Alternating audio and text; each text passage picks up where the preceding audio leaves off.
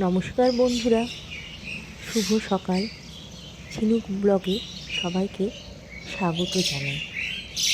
আজ ছুটির দিন, তাই সকাল সকাল আমি চলে এসেছি আমাদের ছাদে।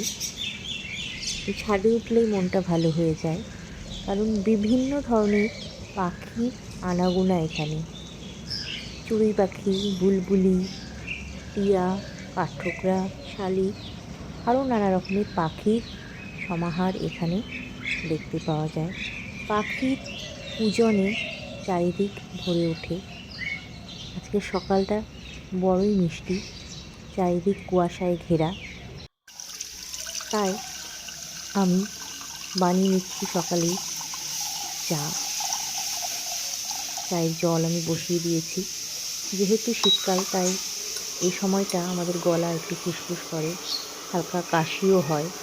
সেই জন্য আমি কয়েকটা লবঙ্গ এই জলে দিয়ে দিলাম, চায়ের জলে দিয়ে দিলাম।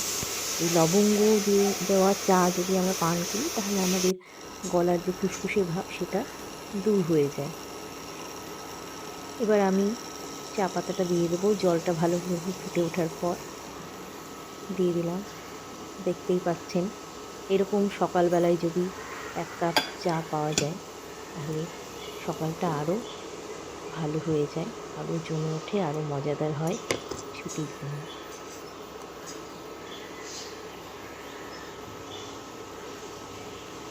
সকালবেলা 1 কাপ চা নিয়ে আমি চলে যাব আবার আমাদের ছাদ বাগানে।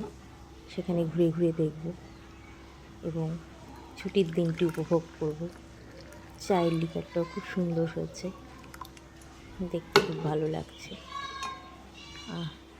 বেশ সকালে এরকম ধোঁয়া ওঠা 1 কাপ চা খুব ভালো।